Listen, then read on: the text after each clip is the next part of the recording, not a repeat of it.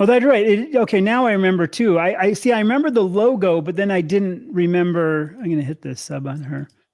Um, because you know what I mean. The logo stands out. Yeah. The thing is, I think all of us, we see so much stuff come up through our stream. You know what I mean? You see so much come through your YouTube recommendations all the Yes. time. Yes, It's hard exactly. to remember. It's kind of like, and I think you guys can understand that. It's like I said, I was going to start doing church security. I'm going to be volunteering for that, you know, and the church we have is Scottsdale Bible. It's pretty big. And I'm at one of the campuses, the Cactus campus. So like the main guy, like, you know, I went in there and met him, and then I went back in again this last week, and, you know, he couldn't quite place me. Well, yeah, because, you know, you see whatever, you know, 1,000 people a week, and I see you one time, I know the difference, you know? It's kind of like as we get to know each other. And I was saying that too, like, you know, Larry and I, it's like, I think there's that different personalities, but the same message, the same thing. Like, you know, I'm really forgiving on people if they've got to do what they've got to do to get rolling in this. But I think we're both also that just sometimes you just gotta toughen up and do it and quit making the excuse and just go, okay, I'm just going to have to go strict for this time, you know. And you might be more that military side coming out, and I'm probably definitely more the Hawaiian dive instructor. Like, okay, dude, just, you know, we'll get you through this, you know. Did you see my video I put out on how not to fail? I saw that one. Yeah. Where I talk about making an escrow account. Like if you get someone that says they can't do it, I could never give up coffee. Really? Okay. If we got an escrow account and I put a $25,000 check in it, and I was able to follow you around for 30 days, and if you drank coffee, you lost that money. But if you made it to the end of 30 days, you get it. Would you have a problem? And they're like, oh no, that's not. That's because they have total faith in the escrow account and the check. They don't have faith in the vehicle of the carnivore diet. And that's really what a lot of this decision making is. That's a good analogy on that. And it's understandable because they failed in every diet they've been in. I have. If they hadn't, they wouldn't be here. If keto would have worked, they'd be keto right now. If standard American diet would have worked, they'd be standard American diet. They got here because everything failed. Yeah. And we talked about this before. So many came from the keto into carnivore because it just, like I say, keto was the door, carnivore opened it to health. That's how my saying goes. Yeah. Well, and I think, a lot of people don't have, they've tried everything because that's what most of us have done, right? I mean, literally dozens of diets. And I did start in keto, right? And like so many other people did. But I think one of the things that happens now, carnivore especially, is so radically different from what we've been told for our entire lives, just about, right? Yeah. But certainly, if you're much younger than me, you have been told this your entire life, that all of that is bad. So it's not just here's a diet, try it, right? Because you've tried 20 other diets, or go ahead, try this one. It's the fact that it's almost like saying, look, I guarantee you can lose weight by smoking crack. Just give it a shot. Crack is so bad, that's not really an option, right? So when you tell someone, hey, just eat fatty red meat and bacon and eggs, and nothing else for 90 days, they're like, that's insane. It's not just that they don't believe it will work. It's just in fact, I've seen doctors and other people, but also doctors. Yeah, not even carnivore, just talk about keto. Keto will work, but it's not worth the risk, right? It's like, it's just so bad. Well, if keto is really bad, imagine how bad it is if you just don't eat a single fleck of fiber, for the next year. People think that that's insane. And so it's not even an issue of believing it will work. It's just this thing about, but I think there's a lot of things. I mean, one is they don't have faith in the diet. Some they've just been fear-mongered into not being willing to try it. The other thing is I do think at some level, what people really want is they want to lose the weight and get healthy without any cost at all, right? Yeah. If the option was be carnivore or take this pill, right? You talked about the $25,000 in escrow. The inverse is also true. If I could promise them they could do anything they wanted and eat exactly what they have been, but do this one thing that was simple, like eat a pill every day, they'd pay me $25,000, right? Yeah. Because and we talked earlier, Chad, about the convenience issue. You don't want to sacrifice anything. You don't want to give anything up. That is a huge thing, right? I mean, I've had people say, right. I've had people say, oh, I tried low carb. No, I don't know what you call low carb, but if you're talking about you ate less than 25 or 30 total grams of carbs a day for 90 days, there's no way you did that and didn't lose weight, right? Because you can't pork enough meat and fat in your face to gain weight in 90 days if you stop eating carbs, right? I mean, unless there's some really truly underlying issue. I don't know what it would be, but it's hard for me to imagine what that is. So a lot of it's just people, there's all kinds of reasons to keep people from doing it. Unfortunately. Right. But the difference in life is, you know, and I know Chad's story. I don't know your story, so your background, but you know, me and Chad both lost. I lost 120 pounds. Chad lost about the same. It is radically different, right? My life is radically different than before. So, yeah, mine too. He's also almost like a foot taller than you, Chuck. Yes, I'm 5'6". I'm short, which is funny because in the video it's actually like, you know what I mean. He should be the tall dude, and we should. I look tall because I'm wearing boots. Yes, yeah, exactly. Yeah. Well, here's the other thing. Like with that money thing, like I've talked to people and I said, look, I know. Being a fat guy at one point, I was there. You would pay money to lose weight if you could. Absolutely. People pay to get surgery. But yet they like won't throw out food from their pantry because they bought it. And like, well, I got to use that up first. Well, call that your college that you paid for and you wasted and you didn't do what you did in college. And college costs you a lot and you learn from it. You learn. And Larry and I have gone through this. And I've kind of said that because sometimes I kind of miss that point. You have to learn from it. Like I say, just accept the fact you had something bad or you did something and learn from it, move on, but just throw that out and then go buy a bunch of meat. So you threw out something that was $150 and you bought something that was $150. It cost you $300, but it's going to work. Yeah. But also besides that, I think too, people just are afraid because, and I was too, it sounded like a science experiment when I first heard about keto. It sounded like science class, like keto, you know, I've never heard of ketones and ketogenic stuff when I started it 5 years ago. And so many people have been conditioned for their whole life to think you need these other things, right? You know, and I think that's where also all of us speaking up and seeing all these people. And I think this is what's great about all the new channels. All these people would be supposedly, you know, dead, scurvy, dying, whatever, if this didn't work, but it does. So there's that side of it too. I think it's just a conditioning of human. Go for it. It's really fantastic that we all have such diverse backgrounds and but the same results, right? I was just talking to Carrie at Homestead How about this. We started 2 days apart on our diet. And we have experienced the same thing, although we had never met until we just got into the channel recently. But it just shows that, you know, it doesn't matter where you live. It doesn't matter, you know, what your genealogy is really. If you just, because you're Homo sapien, if you eat this food this certain way, it just works. And it's really because it's our biology, right? And I think that's what's awesome. So it's great that I can be a soldier. I can be a wounded warrior, a disabled vet.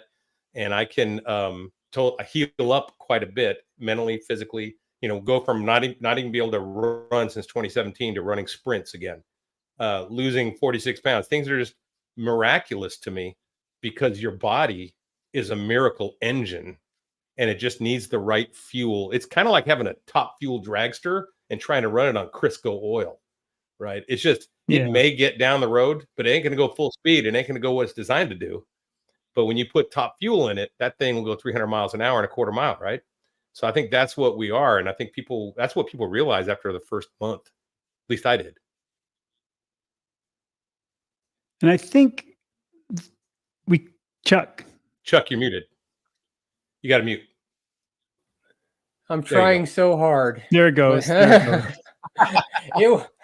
Trying so hard. No, I think everybody at some point kind of comes into that spot where they do realize what is appropriate for us to eat is not what we've been consuming predominantly, right, for decades. And if you eat what's really appropriate, it really does change the way that your body functions and the way that your body heals, the way that you feel, how often you get sick. I mean, in fact, almost to the point to where when you talk about that, people just think that you're a loony, right? Yeah. Like when you say, I don't get sick, right? I don't get sick, or, you know, you care about what's in your toothpaste, or they just think you've gone off the deep end, right? It's like, oh yeah, come on. I mean, you never get, well, yeah, I get sick, I guess on rare occasion, maybe, you know, a couple years ago, but not very often. In fact, I think I still get sick sometimes. I mean, we're around people that, you know, mentally, they're sick. Yeah. And so here's how I get sick. I get up one day and I feel a little off. It's like, yeah, I'm kind of tired today. Well, see, I probably had something, but that's the extent of my sickness. And not that that's always the case, but I just think that, you know, you're right. Our bodies were designed to do so much more than what they're capable of, because they constantly deal with the inflammation and all the stuff that we put in them. It always has to deal with that. It never gets to deal with other issues. And, you know, it's just a fact that when your body's in a weakened state, you're more susceptible to those things. By the way, we still have issues throwing stuff out, Chad. Like we have a very large pantry. And, you know, I was in there the other day cleaning stuff up. It's like, do we still need this oatmeal? Really? Like, you know, we haven't eaten oatmeal for like 3 years. Do we need this? Right. You know, you look at stuff, it's like, why do we still have this? Because we're not going to eat it for survival. I kept some canned food for survival food in case the economy collapses. You know, whatever. I mean, I have some, but we have stores. We have some, but we've tried to move to predominantly stuff that we will eat, so we can cycle through it. So even if it's, well, that's the other thing. Like that's almost a whole nother, like, survival type food. I think is a whole nother situation.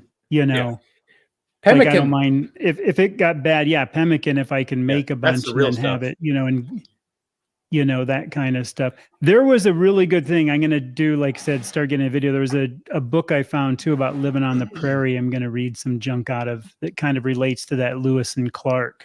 Because remember me, I don't know if you guys ever saw that Lewis and Clark video. I did. When they talked about killing buffalo and for we would only take the marrow, bone, and tongue. And I was always like, what is it about this tongue? This book about this prairie living with the Indians back in the day, Native Americans, whatever is the correct, you know what I mean? It was really interesting because they were talking about how buffalo tongue was like fit for royalty and how they would take it and split it and do all this stuff. So I was like, my gosh, that kind of answers why they would take the tongue, because I know they learned quite a bit from the Native Americans on how to eat properly. And when you go back in history too, and you look at those Native Americans and the Plains Indians were the tallest humans in existence at that time for their average height, and that's been recorded.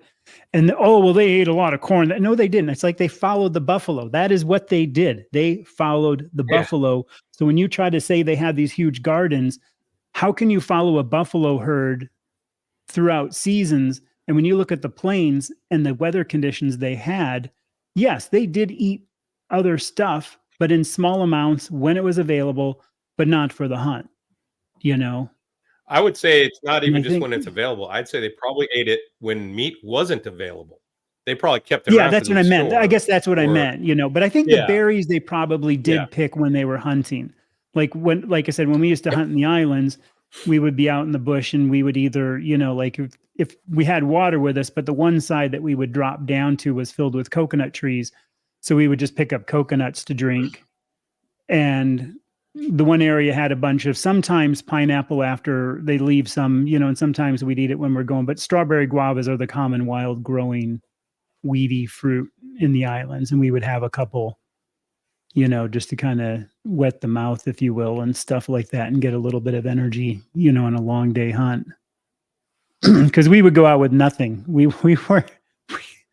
were not like modern. I mean, we would just literally go out like in a surf shirt and maybe like a camo top, and that's about it. It's very different there. That's what I miss. I do miss that side of it, though. Yeah. So I want to ask you about this. Have you ever tried the grounding thing much then, or are you going to try it? Me? Carnivore Soldier? Who? Larry, I do are it. you going to try you do it? Okay. I do it.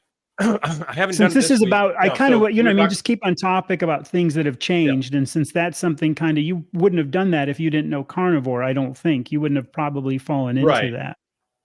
Although when I was a kid, I grew up in California and I was barefoot all summer long. I mean, I rarely wore shoes, even riding bikes and stuff. I had some drastic, catastrophic foot injuries from riding bikes without I bet, shoes. yeah. That's just part of growing up, and skateboarding, all the stupid stuff you do.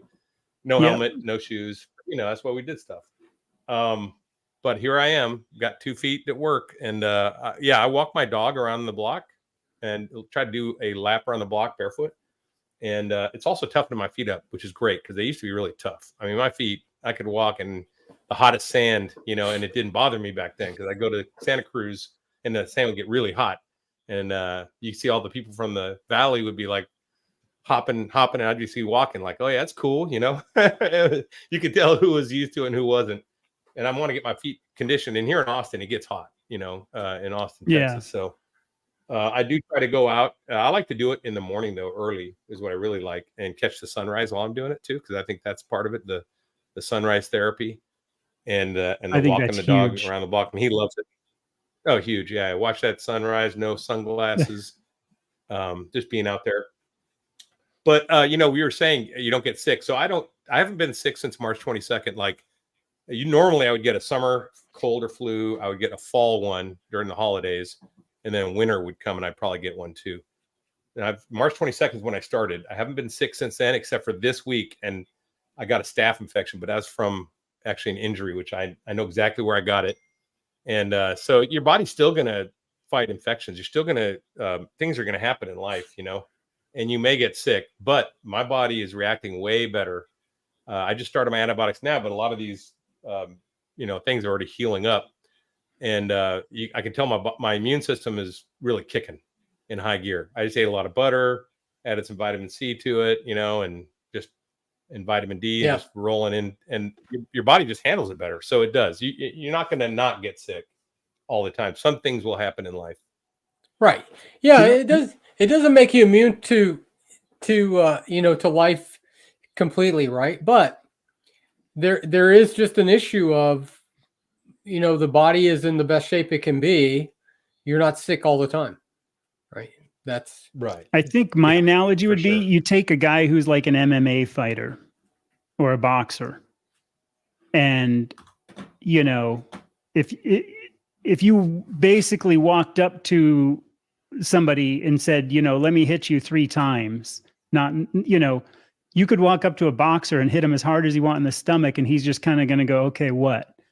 You walk up to a regular guy on the street and hit him in the stomach, like you'll knock the wind out of him so bad, he'll just be like, on the ground. That is the best analogy that I can think of kind of quickly, because your body now is so strong. When it gets hit by something, it's kind of like, okay, whatever, there was something that kind of, you can brush off. I do think there's something to that. I got to say though, the sand thing, when I was in my 20s, I worked at Black Rock. If anybody's ever been to Maui, there in Anapali and Black Rock, we used to lay a hose out, like when the beach would get long, and we'd put a sprinkler hose out so the tourists would have like a wet spot to get out toward the beach. Because even like in bare feet, like when we were loading the boat, I used to carry two scuba tanks. And you kind of hold them in 2 fingers. So you kind of hold, so you're literally carrying 4 tanks, You know what I mean? So you've got probably about 120 some pounds of weight loading the boat. And I would be barefoot across gravel carrying like 4 tanks. You know, my feet were so tough and used to it. And now they're not, because I do have to wear shoes here so much, you know, when I don't have to, I don't. And I don't know if that's also part of what makes some people, I guess, all those little things you do with the grounding does still kind of make me wonder if there's something with people maybe that have done it a longer time or not. You know, I'm still skeptical, is I guess what I'm saying, you know, how much it helps some people versus like what Jonathan, you were saying too, about getting up in the morning. Like, what is the difference if I'm going to be grounding, but if I could just force myself to get up and be up for sunrise, that like I've been doing recently, what is that way? Does that make sense? What is the balance difference, do you guys think? I think part of it too, I think part of it too is that although we're all much more alike than we are different, but we're not exactly alike. So, you know, it's just like the fact that, you know, some people feel their absolute best if they eat just beef, salt and water, right? And a lot of times you'll hear those people advocate, you know, I feel my absolute best when I just eat beef, salt, and water. But not everybody feels their absolute best when they eat just beef, salt, and water, right? Because they just don't. You know, it's just like the difference between the amount of fat that I eat versus what my wife eats. You know, she wants more fat than I do. You know, does cutting out dairy help? Yeah, some people immensely. Some people not nearly as much. I've always eaten dairy the entire time. I still do it now. Do I notice a difference if I don't? Maybe just a little, but not enough for me to cut it out, right? But other people, Teresa O, right? She eats dairy and it's just like, you know, she does it on occasion, but not very often because she feels the impact. And so, you know, does grounding help? Yeah, but does it help everybody the same level? I don't know that it does, right? Maybe. It's just one of those things. I think that generally, certainly doing predominantly fatty meat, carnivore, ketovore type stuff is the absolute best thing. But there's a spectrum in there. Is grounding good? Maybe for, you know, maybe it will impact other people more than others. Yeah. You know, those kind of things. And sometimes we just, you know, it's like getting up and walking in the sunrise, right? I've done it twice. You know, I'm 59. Yeah. Would I do it every day? You know, probably not. Only because I'm the young guy here, huh? Do I notice enough difference to do it when I don't really want to do it? The answer is probably no, right? I should, and so that's the thing. Like, I should clarify what I'm skeptical on with this. I'm skeptical sometimes of other sides of it being such a huge thing to do something versus the natural. Like, and I'm not saying it's wrong, because you have to try these things, you know, and this is why, like when the weather is not too cold or too hot, I'm out there in bare feet with no shirt on eating. But I just wonder, like, if this barefoot, being up for the sunrise, walking on the ground, the earth, whatever it is better than, say, like the pads and the mats and doing this. Is there a difference, or is it all the same? Maybe that's a better way for me to put it. Does that maybe bring more light into, you know, especially for the store-bought buying a pad? Yeah. It's so I think this is my, I'm you know, and sometimes I'm just bad about getting my point across because I'm thinking it in my head and I don't relate it. So is because there, is a grounded pad between those two? Right. Is there a grounded pad different than walking out in the grass? Maybe some, but you're vitamin D where I live, grounded. But you vitamin D where I live and supplementing it. That's the best analogy. You know what I mean? I've got the natural stuff here every day. So if those people can't do it, that's maybe my skepticism side. Well, so I'd love to hear too from the crowd. But I think that being grounded is an issue of being grounded. Like you know, whether you're, I don't know, the grounded is an electrical thing, right? So whether you're grounded on a pad or whether you're grounded on the ground, I'm not sure that matters that much. Vitamin D is slightly different because obviously you're producing it yourself, right? Yeah. I'm going to make my own post. I've seen some grounding pads that are like mattress pads, though. I don't know about that. I mean, the pads you stand on, that makes more sense to me. I don't know about a mattress pad or a blanket or whatever. I've seen some other grounding devices. I know Jonathan has stuff, that he does, and he's really following it for his health, with the blue blockers and things like that. Yeah. And again, I think this is all stuff we have to try. This is what I was writing. This is like grass-fed versus grain-fed. Yeah. It's an interesting, it's just a fun debate and an interesting thing of what works and what we notice. Because I don't know if Chuck knows this. I don't know if you know this. Like I've been eating a ton of lamb recently, and I've really been doing well on it. I'm better on lamb than I am on beef now. Now, I have a bad histamine, as you can kind of hear me sniff once in a while. I've always had really bad allergies. And when I say bad allergies, again, like I'm talking anaphylactic shock bad allergies. So is it the fact that it's not wet aged because it's halal? Or is it that it's always going to be grass-fed and grass, raised? But I've had grass-fed beef before and it didn't tend to make any difference to me. So what is it in the lamb? And this is almost like the grounding. It's working for me. These are these things that just make my mind kind of go, okay, what is this that I got to put my finger on and I can't? Because I'm doing chuck roast again for the next couple of days, and I've had a bunch for the last 3 or 4 days after my lamb, and I can tell there's a difference. I think though, so it's weird. This is one of the things though, which I always earlier when I was saying I wasn't getting sick, right? I mean, which is true, but it is a false assumption to definitively say it's just from carnivore. And it's the same way we do this with everything. My wife does it. She loves onions.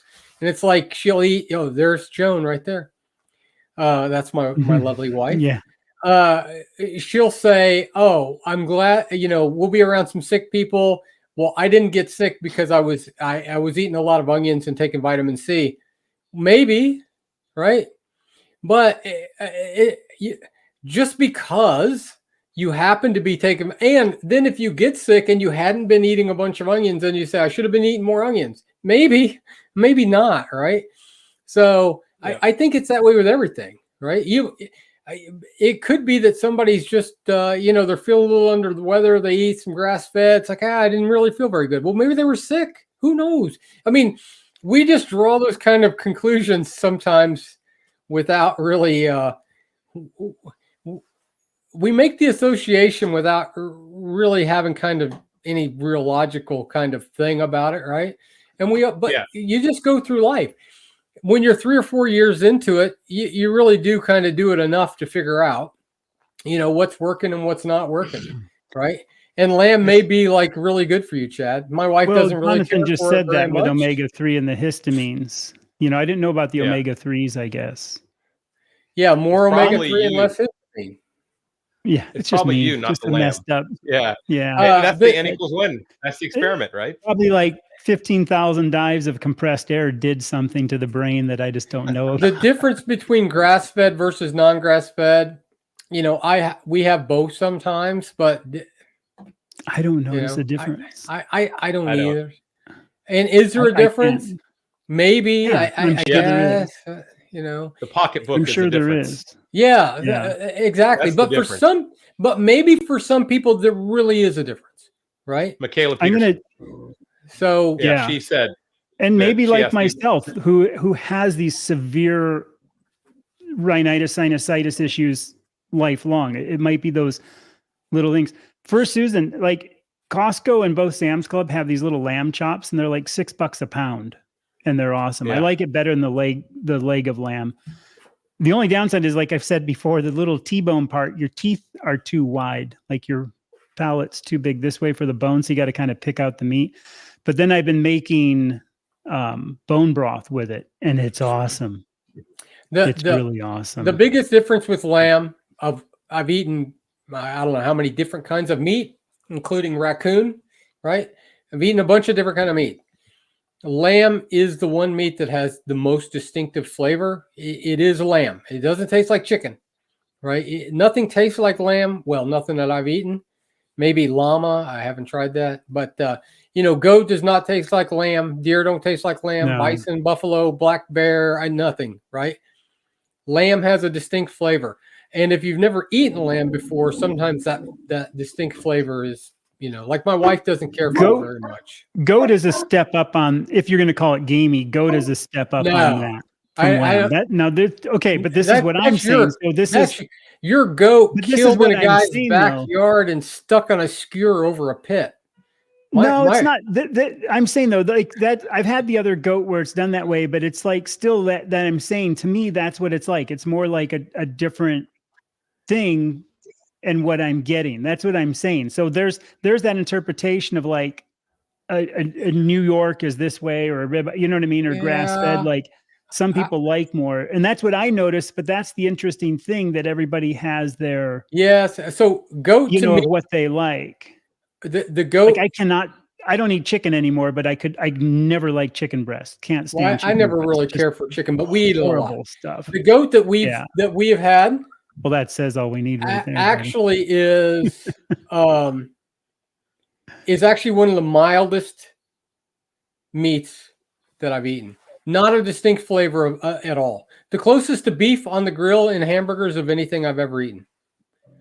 So, but again, I've eaten lots of deer.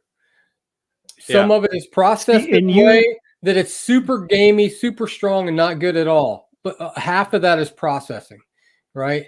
And then I've eaten some that is, you can still tell. I can still tell I've eaten a lot of venison. Lanai, it's on not that little island. Like Lanai, the axis deer is considered the best deer in the world, and the top chefs try to get it off Lanai to get it, because it is just the best deer in the world, and it's nothing like regular deer. That's what's in. I think too that maybe that brings the point of like, you are what you eat when you're an animal. It's like you guys have heard of, hunters know this, mud duck. Some people go get duck and they'll go to like muddy areas or things, then the duck is like, oh, this doesn't taste good. It's like where you hunt, I think, matters too, and probably how it's raised. And Jonathan said goat was most similar to duck for him, not me. Yeah. Duck's pretty greasy. Duck's good though, but it's kind of greasy to me. But like I say, it's like bald eagle or spotted owl. Okay. So the thing you can do though, the thing you can do for your experiment, Carl, I mean, Chad, is you can do the, remove the goat for a while, go back to beef, and then reintroduce it. If you get the exact same results, then or lamb, then you know, okay, this is. It wasn't. Well, that's what I'm doing. That's why I'm saying I'm doing it. Yeah. I've been doing it now for the last month or so. I've been jumping back and forth and trying to notice these differences of what, I did that with coffee. Well, I think you and I had a little bit of talk about the coffee, how I quit, in the 2-year mark, I quit, and it was huge once I quit. Really? And this is why I urge people to stop coffee and see what they notice. And if not, do it again in a year, do it again in 2 years, do it again in 3 years and see. And if it doesn't bug you like 3 or 4 years later, hey, more power to you. I'm down to a pot and 2 cups today. There you go. Well, what I removed the coffee, and then I was doing my sprints and feeling good. And then I re-added the coffee, and then I have injuries, service-related injuries. My ankle is one of them. And it started, I thought I pushed myself sprinting too hard. I'm like, oh, I must have pushed myself too hard because I have arthritis coming up. My ankle's swelling. And then the next couple of days, my shoulder started hurting again, which is another injury. And I thought, oh, I must have slept wrong.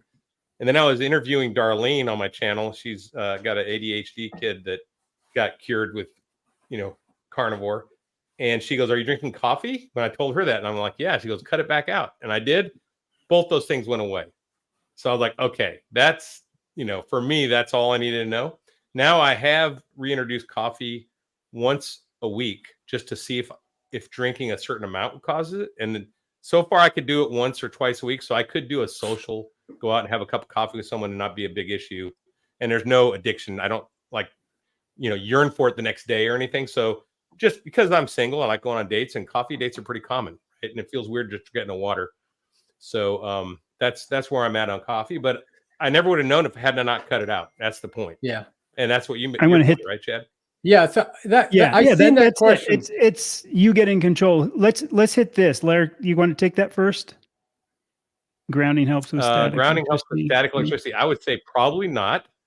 My background is nuclear power, and so I've been around electricity a long time. And I know that we used to wear rubber pads and rubber boots when we were handling a lot of when there's a lot of static electricity in the air when we're working around switching gear. And I can tell you right now, if you're getting static electricity, your body's building up a charge, and it's discharging to a device that's a ground. So wearing, while you're grounded, you're not going to cause that charge. If you go in the store while you're grounded, but afterwards, fine. Not gonna. Yeah. While you're grounded, maybe not. But once, I find the best thing if you have a lot of static in your house is that you hold someone's hand before you touch it. Right? If it's really bad, that's the best thing. This is in the supermarket why I go up and I quickly slap the thing to get rid of that charge really quick. Yeah, low humidity. Unless I just wear a grounding strap with me and tap into every corner of the, Because we burn wood in the wintertime. It is hard for us to keep the humidity level high, which is everywhere in the really cold anywhere. And static becomes a real issue if you get the humidity up. It's also about the shoes you're wearing. Some shoes just build up more. You know what I mean? True. Like the kind of material on there, I do think build up more. It's like rubbing your feet through the carpet. And when you're a kid, there's definitely some shoes that make a difference. But yeah. Remember, we used to shock my brother and sister. We'd rub our feet across and try to shock, your siblings. I don't know if you guys did that, but that's what I did as a kid. That was fun. All the time. Yeah. I wonder why the dogs would bite me. Yeah. Yes. Never had grass-fed meat, still had amazing results. Yeah, again, we've had some, but predominantly we have not. I think Ken Berry really has, Dr. Ken Berry says, if you eat hot dogs and that's the best meat you can buy, right? You're vastly better off than eating crap, right? And so eat the best meat you can get or that you want to pay for. I don't really want to pay for, I would eat ribeye all the time if it was free and grass-fed, maybe, I don't notice much difference. But I don't want to spend the money for that. I don't know that I even could if I wanted to. So you eat the best meat you can eat and don't eat crap. No seed oils, no sugars, no grains, right? I mean, stop eating that stuff. To this question for Christina, lamb is so expensive here and there are so many farms around raising cheap. Riddle me that. Mine comes from Australia. Riddle me that. I mean, from Costco and Sam's Club, I get the little chops and they've been $5.95 a pound. And Sam's Club occasionally has them on sale, but pretty hard to get them on sale there because they literally only have a teeny section of the lamb. Now, the other fancy lollipop lamb, like the little ribeye lambs with the rib bone long and everything, are like $16, $17 a pound.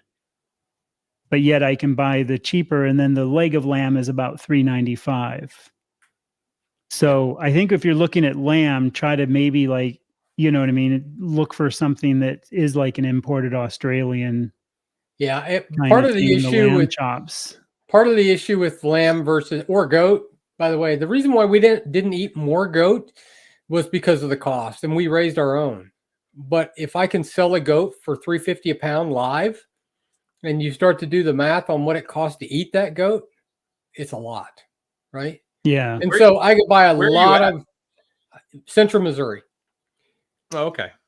I could buy a lot of beef, right? For a lot of beef for what I'd have to pay. Now, I don't really have to pay for that goat because I've raised it, right? But it's the issue of you can take the goat to the auction and get $250 for it. Or you can either butcher it yourself or pay $60 to have it butchered. If you pay $60, you're into it $310 for 30 pounds of meat, right?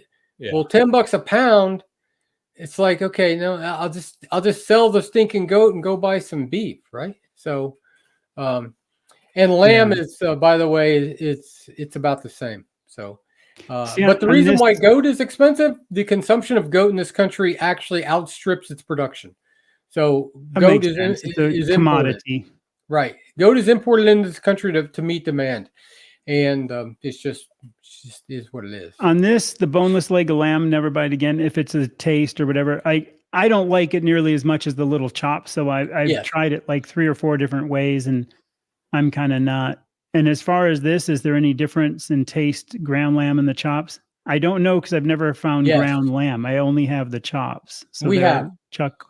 Okay. We So you butchered think there's our a difference in taste? we butchered our own lamb as well, right? And our own goat. We've raised both.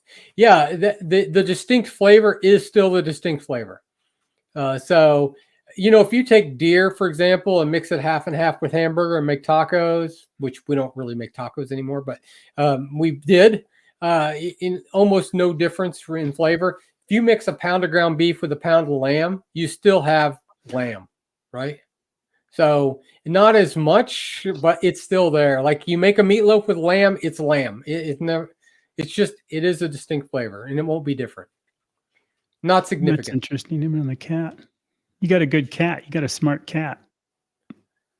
That's what I say when you read that. I have the fussiest cat ever, and we'll turn up her nose at store-bought mints, but just woof down all the portion 2 days in a row with the grass-fed. Yeah. Finally, you're treating me right. Our cat, we always found that the best way to try new food for our cat was not feed it for 3 days. Right. There you go. Yeah. It loves its new food. I'm just kidding. I'm going to put out a video though on the lamb thing here, but it won't be till this coming week, and then I'm going to show. Oh, we're going to try lamb again. A bunch of it. Maybe that's tomorrow. We're going to try lamb again. Well, I know, like I end up eating about 8 of those little chops, which is usually 2.5 to 2.8 pounds, but the bones are in there, so the bones come out. That's a great question. A walk on the golf course barefoot, depending on what club you're at, you might get evicted. Yeah. You probably do that in Hawaii. Quit coffee end of March. Yeah. I am going to quit coffee. Unless something changes, my plan to quit coffee will coincide with my death. So in about 60 years, that's my goal. Chad loves Parmesan. I really like Parmesan a lot. I eat it a lot. So I think Larry, you got a favorite cheese? Do you eat cheese, Larry? When I do, not very often. And when I do, I used to put cheese. When I started this diet, I put cheese as a condiment on my burgers and stuff. Now I just eat burger patties without it. And the only cheese I eat is a hard cheese, like the Parmesan type cheese. Yeah, that's what they flake. So I eat some of those. But that's it. I don't eat very much at all. We do cheddar, Swiss, Parmesan, and I only do it, like I said, mainly because it does help me. My other favorite used to be is smoked Gouda, or Gouda, as some people would call it. Smoked Gouda cheese was one of my favorite cheeses. But yeah, so it's, and I have been doing an experiment for 1 month with dairy.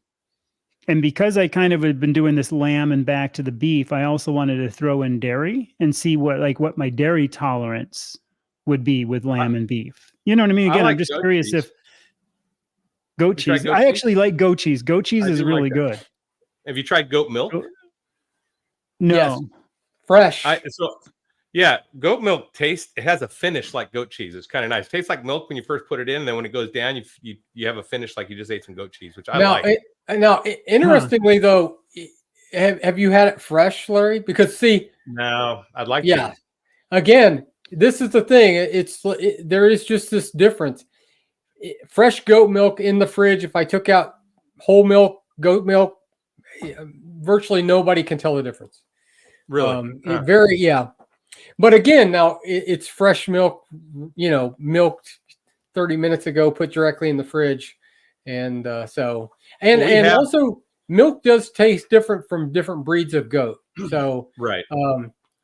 Some have a little more that goat kind of profile, but we have a place up here that sells raw milks, and I can probably get goat milk there too. They sell it for non-human consumption, which that's normal in Texas. So I'll probably end up getting some because I found a place up here 20 miles north that does it at a farmer's market. Yeah. But they're a major producer, and they do sell raw milk for non-human consumption. So on this, I have never worn one, but from my keto days, I still had a meter, and once in a while I pulled it out just to see, and I'm still so low. It'd be fun to do, but it's just an expense I don't want to tackle right now. I'd rather throw that into a better grade of ribeye every couple, I need to get hold of a company to like sponsor, or something, a CGM thing. Yeah, I've never had one. I did test my ketones and sugar for a long time, daily, but I have not. Now, actually, I checked it a couple days ago, but I don't do that regularly now. I don't either. For this, Christina, ketones, but don't do it anymore. I'm gonna say this. Susan is so great. I'm waiting till my vacation to quit. Drink 20 ounces of espresso. I imagine it's like espresso then with something in there, not 20 ounces of pure, and get blinding migraines every time I try to quit. And some of the people know that I used to be a huge espresso fanatic, like at least 3, sometimes 4, 21-gram triple shots a day. Now, I tried to quit and I had the blinding headaches, the craving the next day, and I couldn't do it. And at the 2-year mark when I quit, and I bought into again, this is 2 years ago because I've been doing carnivore for 4 years. So even 2 years ago, I think there was even a little less push to get rid of, coffee's okay. Ken Berry does coffee, so it's okay. Well, Dr. Chafee won't and Baker won't. So pick your hero and follow him.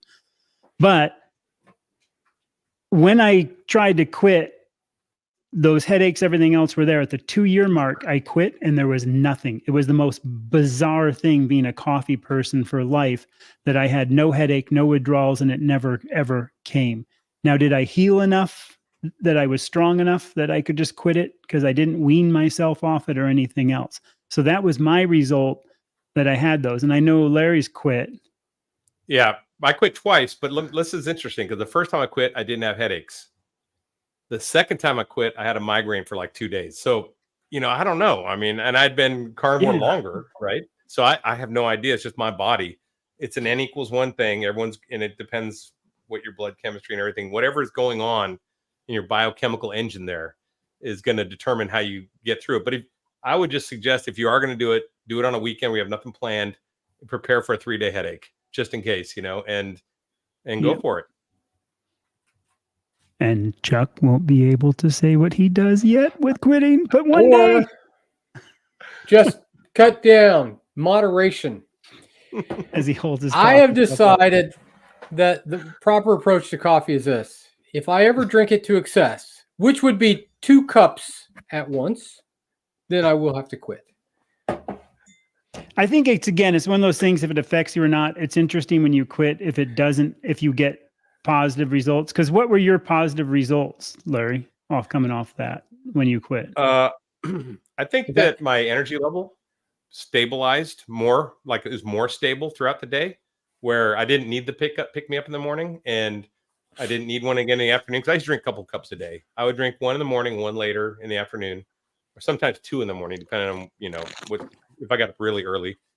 And saving money, that was a huge result, because I had to spend at least $80 to $100 a month, going out to hit Starbucks or buying stuff. Even the coffee I get at home is not cheap, because I'm not into cheap experience. So like, if I'm going to experience something, it's going to be pretty good. So that's just the way I did. Not at your level though, Chad. I know you were pretty extreme with your coffee addiction. I was kind of really bad. I wasn't quite there with the industrial espresso machine. Our machine, when I quit coffee and we unplugged my commercial espresso machine, our power bill went down by $100 a month. Really? Yeah. Wow. Because it's on a dedicated 20-amp breaker and it drew 1900 watts all the time. Yeah. So, I mean, that's a staying lot. Hot. That's a lot of. Oh my God. Yeah. Yeah. Because it takes an hour and a half to warm up a commercial machine. So, and I would, in the morning, by the time I'd pick it on, I wanted it ready the whole time. So it just, from early in the morning, it just, stayed on. Yeah, that's crazy. Yeah. In all honesty, I have drank a pot and 2 cups today. I may have another cup of coffee. And I know for a fact I probably would feel better if I was to cut back to, a couple. And again, this cup's huge, right? If I would cut back to a couple cups a day, I probably would feel better in reality. So there probably would be some benefit. I probably drink more than I ought. There are times when I certainly know that I've been over caffeinated, right? But it's hard. It's hard to get there, but I can do it. So yeah, I think that it's like so many things. If it certainly causes you inflammation, I probably don't sleep as well because I drink too much caffeine. There's times when certainly in the afternoon I will get pretty tired because I've stayed up really late. I get up early and, you suck down coffee, literally, a whole pot. Well, yeah, eventually your body just says, okay, yeah, that was nice. I've had enough and now I'm done. So, I probably would feel better if I cut back. Right. But to be we don't honest, make those I decisions. love coffee. Yeah, I do too. I love coffee. And I wish, and it's not fair that I can't drink coffee every day. It's also not fair that I can't have my favorite Ben and Jerry's ice cream at night. And it's not fair that I can't have a bourbon to go to bed every night. But that's just the way it is. I mean, when you get to a certain age, it's like when you were a child, you child things. And when you become a man or an adult, you got to grow up, right? Yeah. So yeah, exactly. For me, well, yes, that's it. That's where I had to make the decision. And this is my decision. Yeah. I would like to eat pizza and Twinkies all day, but yeah, I don't miss the coffee now. I still 100%. kind of would like the idea of it once in a while, but I really don't miss it these days.